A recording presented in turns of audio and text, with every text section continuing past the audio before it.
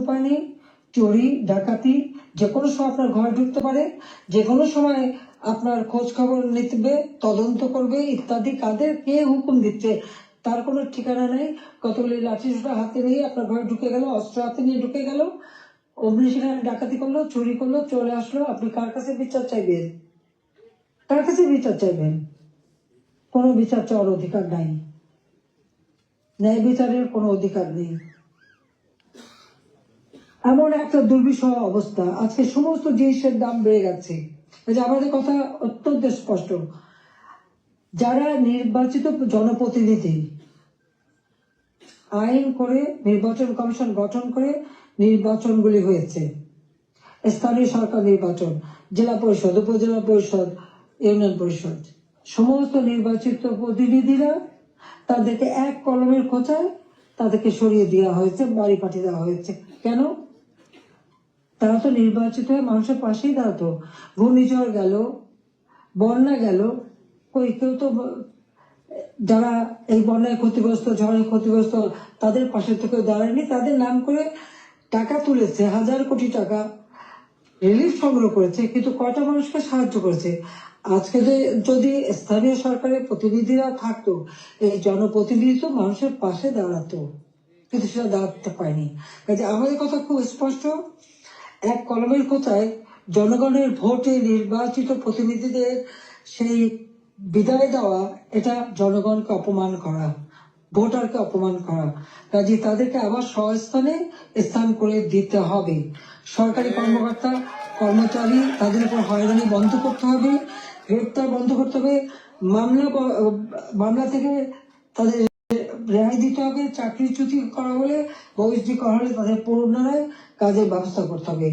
আওয়ামী লীগ সহ সমস্ত রাজনৈতিক নেতা কর্মী, ব্যবসায়ী, সাংবাদিক, সংস্কৃতি কর্মী, পেশাজীবী, শিক্ষক যাদেরকে গ্রেপ্তার করা হয়েছে, মিথ্যা মামলা দেওয়া হয়েছে, সকল মিথ্যা মামলা প্রত্যাহার করতে হবে এবং সকল বন্দীদের মুক্তি দিতে হবে। সেই সাথে সাথে দায় মুক্তি দেওয়া হয়েছে। 15 জুলাইয়ের পর থেকে যারা অপরাধ করেছে তাদেরকে দায় মুক্তি দিয়েছে। এই দায় মুক্তি দিয়ে কিন্তু একটা কাজ করেছে, দায় মুক্তি দেওয়ার অর্থ মানে কি? তার মানে এরা অপরাধী। 15 জুলাই থেকে যে হত্যাকাণ্ড, ছাত্র হত্যা মিছিলে, পুলিশ হত্যা, রাজনৈতিক নেতাকর্মী হত্যা, সাংবাদিক হত্যা, সংস্কৃতি কর্মী হত্যা, যতগুলি হত্যাকাণ্ড ঘটেছে, সেই হত্যাকাণ্ডগুলি এবং যতগুলি অগ্নিসংযোগ হয়েছে, সেগুলি যারা সংগঠিত করেছে পূর্ণ তদন্ত করে তাদের বিচার করতে হবে। আর এই মিথ্যা মামলাগুলি যাদের বিরুদ্ধে দেওয়া হয়েছে সব মামলা প্রত্যাহার করতে হবে। 15 জুলাই থেকে 8 আগস্ট পর্যন্ত যাদের দায় মুক্তি দেওয়া হয়েছে, এই দায় মুক্তি দেওয়ার কোনো অধিকার নেই, তাদের বিচার করতে হবে। কারণ দায় মুক্তি দিয়ে আমাদের মাস্টার মাইন্ড খুনি ইউনূস সাহেব এটাই প্রমাণ করেছে যে এরা সব অপরাধী, এই সমস্ত অপরাধ তারা করেছে। একই সাথে মিছিল করেছে, ক্লোজ রেঞ্জে গুলি করা হয়েছে, মানুষ মারা হয়েছে। আবু সাঈদের হত্যাকাণ্ড, মুগ্ধর হত্যাকাণ্ড, সব হত্যাকাণ্ডের জন্য কিন্তু এই মাস্টার মাইন্ডারই দায়ী। কারণ তারাই এই হত্যাকাণ্ড ঘটিয়েছিল, কারণ লাশ ফেলেও সরকার পড়ে যাবে। হ্যাঁ, আমি যদি আরো শক্তি প্রয়োগ করতাম, অনেক লাশ পড়তো, আমি সরে আসতাম না। কিন্তু আমি তো লাশের উপরে লাশ ফেলতে চাইনি। আমি তো চাইনি মানুষ আরো জীবন দিক। কারণ আমি তো স্পষ্ট দেখতে পাচ্ছি যে পরিকল্পিতভাবে হত্যা হচ্ছে।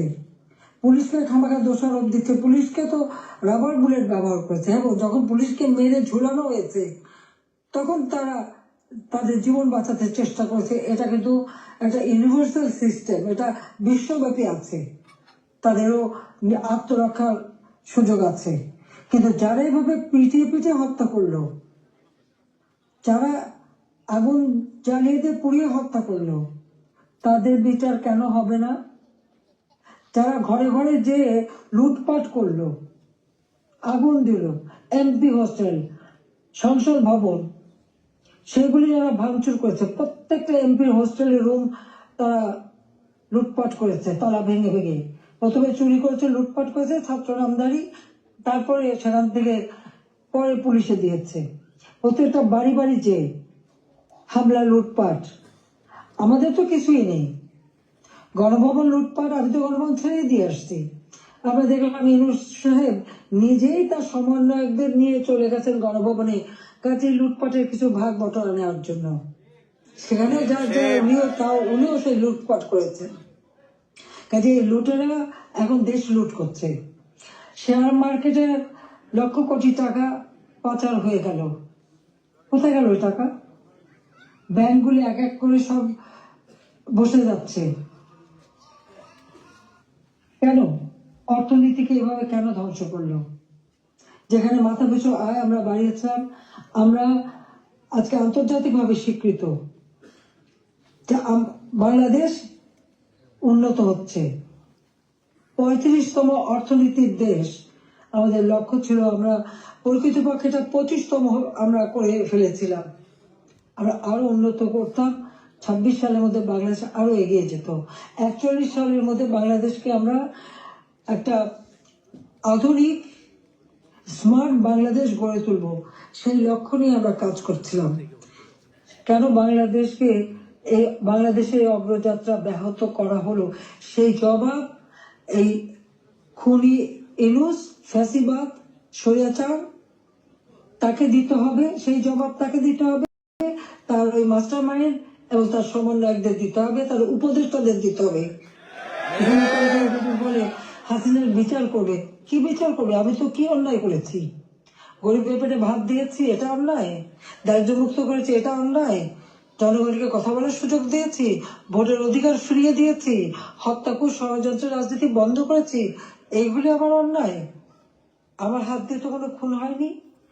আমি তো মানুষের জীবন দিতে আসিনি, আমি মানুষের জীবন দিয়েছি, জীবন উন্নত করেছি। যারা জীবন নিয়েছে, যারা হত্যাকাণ্ডের সঙ্গে জড়িত, তাদের বিচার হবে। এবং সংবিধানের 7ম অনুচ্ছেদে খ অনুযায়ী কেউ যদি অবৈধভাবে ক্ষমতা দখল করে, তার বিচার হয়। জনপ্রতিনিধি আরেকজন জনপ্রতিনিধির কাছে ক্ষমতা হস্তান্তর করতে পারে। আমি তো সেই সুযোগ পাইনি। হ্যাঁ, আমি সরে এসেছিলাম যেন লাশের উপরে লাশ না পড়ে, সেই জন্য। দুর্ভাগ্যের বিষয় যে থামেনি। একদিন ইনশাআল্লাহ সেই দিন আসবে, এই খুনিদের বিচার একদিন বাংলা মাটিতে হবেই হবে। করি সেটা আমরা করব। যেমন যুদ্ধাপরাধীদের বিচার করেছি, 15 আগস্টের হত্যাকারীদের বিচার করেছি। আমি জানি এই যুদ্ধাপরাধীদের বিচার করেছি বলে আমার বিরুদ্ধে মামলা, এবং আইসিটিতে ওই আন্তর্জাতিক যে ট্রাইব্যুনাল আমরা করেছিলাম যুদ্ধাপরাধীদের বিচার করতে, আজকে সেই কোর্ট করে সেখানে আমার মামলা হবে, সেখানে আমার বিচার হবে। কেন? সেই সময় যুদ্ধাপরাধীদের যে ডিফেন্সে ছিল তাকেই করেছে চিফ প্রসিকিউটর এই আইসিটির। আর জামাতের একটা দল হয়েছিল এবি পার্টি, সেই পার্টির যে একজন প্রেসিডেন্ট ছিল, সে হয়ে গেছে এই আইসিটির চেয়ারম্যান। তো সেখানে ন্যায় বিচার কি করে হবে? আর এটা কিভাবে করে? এটাও তো একটা বিচারের একটা নর্মস, তাতে পড়ে না। কিন্তু গায়ের জোরে সব করবে তারা, কারণ তাদের হাতে অস্ত্র আছে, লাঠি আছে, পেট্রোল বাহিনী আছে, সন্ত্রাস বাহিনী আছে। সেটা দিয়ে তারা এই বিচার করতে চায়, এটাই তারা করবে, এটাই তাদের লক্ষ্য। যাক, আমি অনেক সময় নিলাম, আপনারা ধৈর্য ধরে আমার বক্তব্য শুনেছেন, আমি আপনাদেরকে আন্তরিক ধন্যবাদ জানাই। ইনশাল্লাহ এই বিজয়ের মাস আমাদের, এই অন্ধকার কেটে যাবে, নতুন সূর্য উদিত হবে, বাংলাদেশ আবার উন্নয়নের পথে এগিয়ে যাবে। এই ফ্যাসিস্ট খুনি পরিকল্পিতভাবে যে আমাদের দেশকে ধ্বংস করছে, এই খুনি ইউনূস এবং তার যে চালাচামুন্ডা সন্ত্রাস বাহিনী, তার উপদেষ্টা, তার সমন্বয়ক, ইনশাআল্লাহ বাংলাদেশের জনগণই তাদের বিচার করবে, সে বিচার হবে। এটা অবশ্যই হবে, আমি বলতে পারি, কারণ আমরা ন্যায়ের পথে আছি, সত্যের পথে আছি। আমি জনগণের কল্যাণে কাজ করি। জনগণের ভাগ্য পরিবর্তন করেছিলাম, সেটা নষ্ট করেছে। ইনশাল্লাহ আবার এদেশের মানুষ জেগে উঠবে, আবার বাংলাদেশের মানুষ বিশ্বব্যাপী মর্যাদা পাবে, সম্মান পাবে। সবাইকে আমি আন্তরিক ধন্যবাদ জানাই। আবারও ধন্যবাদ জানাই আমাদের প্রবাসীদের, আমাদের অর্থনীতিতে আপনাদের অনেক অবদান। আমাদের দেশের অগ্রযাত্রা, দেশের প্রতিটি অর্জনে প্রবাসীদের অবদান রয়েছে। সেজন্য সকলকে আমি আন্তরিক ধন্যবাদ জানাই, কৃতজ্ঞতা জানাই।